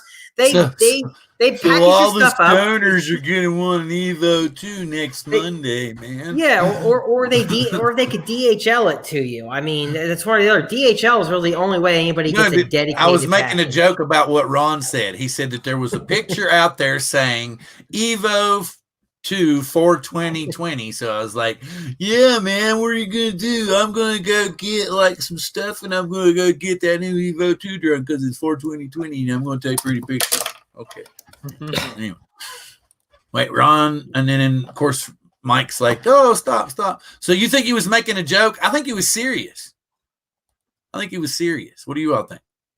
And then I can see, and Birdman's still talking about getting the Aris. He's getting the Aris X110. You know, I've seen that, and it looked pretty sweet. It looks like a pretty sweet drone. Down and broaden us out. No, let's do it this way. There we go. Bring this down. Ooh. Oh, well, so we've really it's been an eventful show. You can see us all at the same time, just kind of going, take a breath. John's like, yes, I pulled it off. I did it. I did the brief. I feel like I just got done with a class presentation and everything went okay. And the professor's not giving me weird looks. But see, the thing about it is John gets a true understanding now of why, like, you know, at the beginning of a season, after we've had a couple of weeks off, I'm really, really, really, really motivated, and I'm really into planning stuff, and I'm always talking to the guys, even though they're not talking to me. I'm always throwing stuff in the chat and everything. And then, you know, we actually kind of threw a couple of things back at John this week to help him plan, but it takes a lot to actually try to put something together. That's why we were trying to put something together with more structure from now on and try to get something more interesting. Wait a minute. And Mikey's saying, see, Ron was actually serious. He was saying it's out there. So that there's actually a poster, a promotional poster somewhere that says for 2020. So they're coming out the week before DJI. Mavic Air 2. That makes a lot. Philly says Mavic Air 2 is going to take all the sales away from Autel as usual. Now, I don't know about that. Okay, but the thing about it is are they going to be able to come out within the same area and not suffer sales? Like if they don't come out this week and people go bananas throughout the week saying it's the best drone on the planet, are they going to be able to release it sometime near this new DJI drone and still make money? I don't know. Of course, yeah, but not. Let's see. Well, you know what the big point for the Autel drone is, a lot of people say that the Evo 1 did not have the range that they expected, especially in urban areas and whatever. So if the Evo 2 arrives with the same problem, and people suspect it will because the controller hasn't changed, and a lot of people think the controller is the key to the range of the drone. And I'm not saying it is or isn't. I'm just repeating what other people said. So if the Evo 2 arrives and it doesn't have much improved signal strength from the Evo 1, it's going to lose out the people that want the OcuSync, that are going to buy the Mavic Air 2 instead, if that makes any sense. Yeah, no, it makes perfect sense. I mean, I know my friend Ryan. He's got the Evo, the RD's John reviews. He's got the I Evo, got one for and he you, tells too. me he can't go super far with it. Well, John, So he did a video just a week or two ago where he did the update for the Evo, and he basically didn't even get it out of his neighborhood. Breakups. Yep, he didn't. And the thing is, can't you still get 200 feet? Did you see what Ethan's saying? Can you still get 200 feet with Lance? I'm kind of curious about that. Because he was saying that he wants the Evo 2. Here's something I got for you. Are we seeing the near end of Wi-Fi drones? Wait, just one point, Ron. I've actually been to Ryan's house and I've flown my Mavic there. And when he saw how far I could go, he was like, "Wow!" I was like, "I can't believe how far you were able to go." I'm like, "That's OcuSync, man. Like that's just that OcuSync." Wow. There's just nothing like it. There really is nothing like it. And people like Philly knows how important OcuSync is. He would never be able to use an Evo. Could you imagine him using an All-Tel Evo? He said he can't get down a block. Somebody came around. To answer Bill's question, I think the Wi-Fi drone will be dead at the over 500 price point. It'll be strictly for under $500 drones. I've got a feeling that we're going to have that they're going to somehow figure out how to get the Wi-Fi signal boosted to the point to where it's just going to be there to carry the remote ID signal, and there's going to be some other bandwidth or something else that we're going to carry that's going to get the job done that we need. Oh, Curtis is getting a Cinewhoop. I'm curious. I'm just wondering, is it from Jeff RC by chance? Is it a Jeff RC? He said from Rotor Riot. Yeah. Oh, okay. But they still might be selling Jeff RC's stuff. Unless did you see that new micro that Zoe, the 2-inch that Zoe made that flies for 20 minutes? No, I didn't get to see that actually. A 2-inch whoop that flies for 20 minutes, man. I posted it in Coast to Coast Drones, but like I said, it's unreal. I was like, ugh. I messaged her about it, but she stays so busy anymore because she's planning her show all the time too. Yeah, Ethan's saying Zoe needs to develop her batteries. She'll make a ton of money, and if we can get 10 plus minutes on 4, 5, and 6 sets, it will change the market. Absolutely, that would be a major game changer. I gotta find that. Where is it? I feel like going. I need to invite her back on. Maybe she'll come back on. Right. Yeah. Us FPV guys, we need more battery. It was very nice to see Ken Herron come popping in tonight. It was, and that was super nice to him to invite me on. Yeah, it wasn't like I wasn't jumping up and down on him to begin with either. Yeah, I know. Curtis is getting the whoop because he's cheap. He doesn't want to spend the millions he has. What? He's still waiting on me. Oh, wait, I have a confession. The Skydio kind of crashed once. What?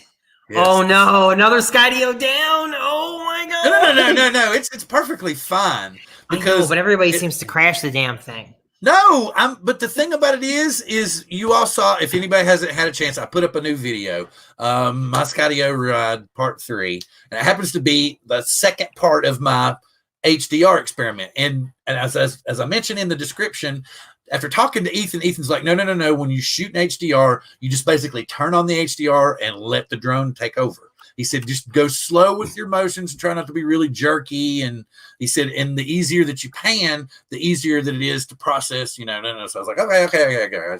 So I tried to do that. Oh man, it's a world difference anyway. So yeah, that's kind of why I was, wait. Why is Philly saying no, Bill, really? I love you, Kurt. What are y'all having like okay, yes, Zoe FPV. Yes, anyway. But yes, there's a grave improvement. If you get a chance, go check it out, please. That would be great. What are they doing here? I'm trying to figure it out. Anyway. Hey, Bill, real quick before we jump off the Skydio topic. You've done all the updates, correct? Okay, now I just today I'd done all the updates, but I hadn't got the beacon on. So the beacon just updated today, right? It seemed to go fine, no issues. But when I flew it was constantly losing connection to the beacon, and I never saw that problem before the update. Did you see that? I have not touched my beacon, but okay. So okay. You're not a big boy. No, not yet. I haven't tried it yet, dude. Because you won't get there. I'm stuck in my backyard right now. And gotcha. Mr. Kyle, if you're out there, wherever you may be, I promise to God that I will actually get out of the backyard. My wife even said, she goes, I'm so tired of seeing that. I was like, but my new subscribers have never seen the backyard, baby. Yeah, they need they've never seen the backyard. So anyway, I've got to promise to my wife and promise to other people that Billy, I still have your Bugs 3 Pro and it works fantastic. Cool. Anyway. So I'm bringing it in for a landing, and like I said, if you look at the video, it's kind of twilightish, but it's right before I couldn't get Lance clearance because Lance won't give you clearance in the twilight time. Okay. So yeah, I was right before. I think sunset was 7:50, and my flight ended at 7:16. So as I'm landing it, I've got it dead center. I've got like kind of a white picnic table, that you can put the umbrella in, but it's just all beat up plastic one that we'd found at the yard sale. So I use it as like a takeoff platform. So it's coming down and I got it dead center, man. And then I'm pressing the button to hit the land. Yeah. And it goes, and it like Ron was asking, it's updated, everything's perfectly done. And then suddenly it flips down to look at where it's landing. Okay. And it literally pulls over to the edge of the table to where it's seeing part grass and part white table as opposed to dark green grass, and lands on the edge and flips over into the grass. But where there was only like about it tried to recover, it did. It almost recovered, but where there was only like about 2.5 feet between the table and the ground, when it flipped over and tried to right itself, there wasn't enough room, so it fell over. So it basically mowed the grass just very slightly. So I cleaned it up, got all the stuff off of it. But it like I said, it landed in the grass, so it didn't, So it was a good crash. It was a low altitude, soft landing crash. But it's another good point that don't fly your Scudio after dark. Okay. Now I flew mine at dusk before, and I didn't get the warnings everybody talks about, and I had no issues. But I will bear that in mind. Well, I'd never seen it kind of get so quirky before, and mine, even though like the table, I can put like the little, level from your phone and it'll say it's perfectly level and everything. But my Scudio it'll tend to want to lift off and go like about 3.5 inches to the right. And then it'll take off and go back to where it was originally. But there's no way for us to really, calibrate all that stuff. It's all done internally. So there's no way to manually get the compass working or anything like that. So I'm not sure what they're going to, because, I think that there's going to be times that it's going to need to, have like a manual setting, done on, something done manually in order to get it to lock in properly, to have a set point for the next time. I don't know. Who knows? Wait a minute. He's getting the what? We're just having a little FPV huddle here in the chat because Curtis was showing me the Cinewoop, the cinematography bird that he bought from Rotor Riot. I'm going to find that other two. Wait a minute. Okay, so, and Julio sent me some stuff.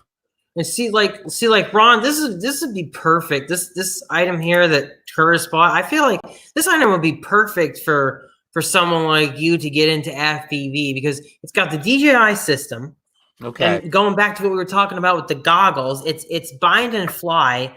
I imagine this thing could probably take some decent crashes because it is a whoop. It's got ducts around the props. Probably, unless you smashed it really hard into concrete or something, I can't see this thing breaking very easily. I mean, do we have let me do the screen share just to put it up to show everybody what Curtis bought. Reading what he sent me. That's just blowing my mind, man. Now, how much is this Cinewoop roughly? It's like $500. It's pretty up there, but let me see. And I'm trying to find. Let me go to. I want to put that up there. What is Chrome that? tab? What is Zoe's company? What's Zoe's company? Okay, did that come up? Wait a minute. I'm trying to say, what is Zoe's company? Yeah, it's what is Zoe's company called? Oh, I see it. Oh, look, he's got a like a Hero 8 or 7 on it. Well, yeah, you could choose which mount you want, whether you want it to be for the Hero 7 or Hero 8. Ron, what do you have a GoPro or the Osmo Action? I have the Hero 7. Okay, so then you would pick the Hero 7, and then that's it.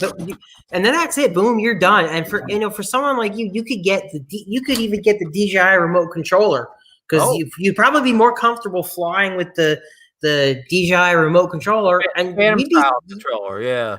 Yeah, I mean, and you'd be set. And the one thing that a lot of people don't realize too is you can fly stabilized. You can fly FPV stabilized. Right. I don't necessarily recommend doing that because it can build bad habits. Okay. But if you just want to cruise with it, yeah, you could fly stabilized and then ease into the whole experience. So with Hero 7, you got that great digital stabilization on it, so you're probably going to get some smooth looking video right off the bat.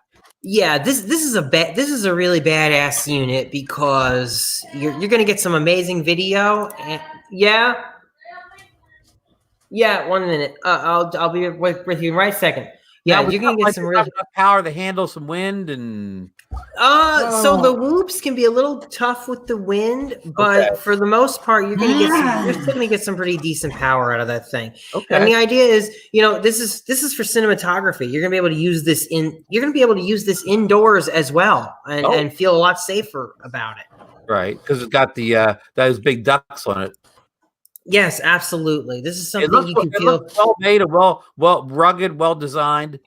Oh, for sure. I'm sure Curtis. I want to hear all about it when Curtis gets it. Well, maybe I really do.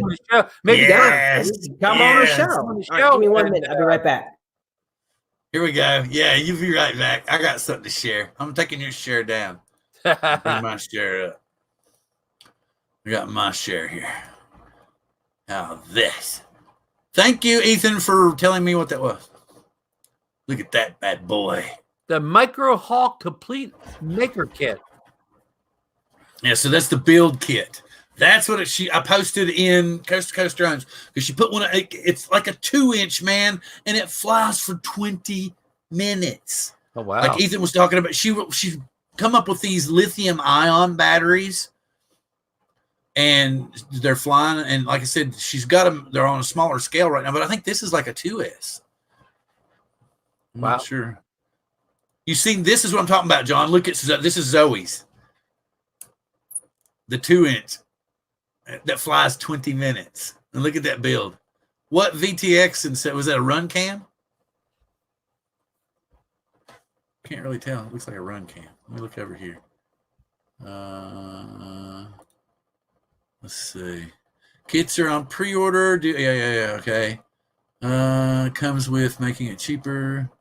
Okay, you get what is this? A 3,250 milliamp high capacity lithium ion battery, a micro HOF 4mm frame, 4 Outcast 1104 by 7,500 kV motors, 8 times Gem fan 2540 by 3 propellers, 20 amp 20 by 20 micro ESCs. 20 by 20 micro flight controller preloaded with Betaflight.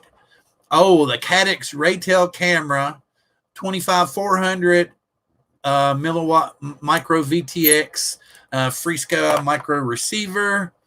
Maker kit adds Raspberry Pi Zero, a GPS module, a telemetry module, and a flight controller pre-flashed with pre-flashed to iNav. Well, that's a mouthful. I don't know. What do you think, John? Is John there? He didn't unmute. Oh, oops! I had myself muted. I was going to say that's freaking awesome. That's an awesome spec sheet there. So this is a kit, right? You buy it and build it, basically. Thank you, Lloyd. Great to have you. Like I said, we want to get you on. I really want to try to get you on with your campaign supervisor or whatever there. And Curtis has got to get it. Curtis is leaving early too. That's Idaho Quadcopter. That's not. Oh, Lloyd. Wait. Where'd Lloyd go? Yeah, okay. Idaho's going too. Yeah, sorry, my bad. I was like flipping through stuff Hey, because I Bill. thought I saw Lloyd passing out earlier too, and I can see Curtis is passing out. Maybe that's what got it in my head. Now, okay, now Rick's going to bed. Everybody's passing out on us, man. You're acting like you're old man or something. Well, I got to run too. It was a great show tonight, gentlemen. I really enjoyed it. I learned a lot. I want to thank everybody for coming to chat. A lot of great comments, questions, input, or whatever. I love all you guys. Stay safe out there, and we will see you next week. I think Ron's telling us that we've been on long enough. Ron's tired of FPV. He's out of it. It's too much FPV going. Like, you boys been on too long, man. Don't you realize that y'all been on for like longer than usual? So yeah, probably be a good idea because here my wife obviously is halfway done downstairs. So yes, I have no idea what we're going to do next week. Hopefully we'll think of something. But yeah, we're going to come up with something good. I'm sure. I have an idea, but I need to see if I can invite this guest and get them on. Actually, there's a couple of guests I'd like to try to get on. So thank you, everyone. I'm going to let John say his good evenings real quick. Guys, I really appreciated everybody in the chat tonight. I'm really happy that you all put in a lot of input and all the words of encouragement for the whole presentation. Really meant a lot to me. And I hope that we can do something like this again at some point in the future. We've got a little bit more of a structure. We're gonna be trying to do that. So again, I just really appreciate the hell out of all of you guys. This was fantastic. This was a lot of fun. I was really happy to have been here and done this tonight. So yeah, that's it. Take care, everybody. Stay safe. Have a good sleep. And yeah, peace. Cool. And I'm very grateful to have everyone here. We'll see what's going on. I've got an idea. Maybe we might do another Mavic Mini night. We might do a Skydio night. We might have a lot more information about those new drones by next week because let's see. Whoa, next Monday is 4/20, right? So next Wednesday we might have the actual new Evo might be released. So that might be something we're talking about too. So who knows? We got a million things that we can talk about, a million things that we can do, whether it be software, whether it be drones. But we're always grateful to have everybody here. Please stay safe. And with that, live long and prosper.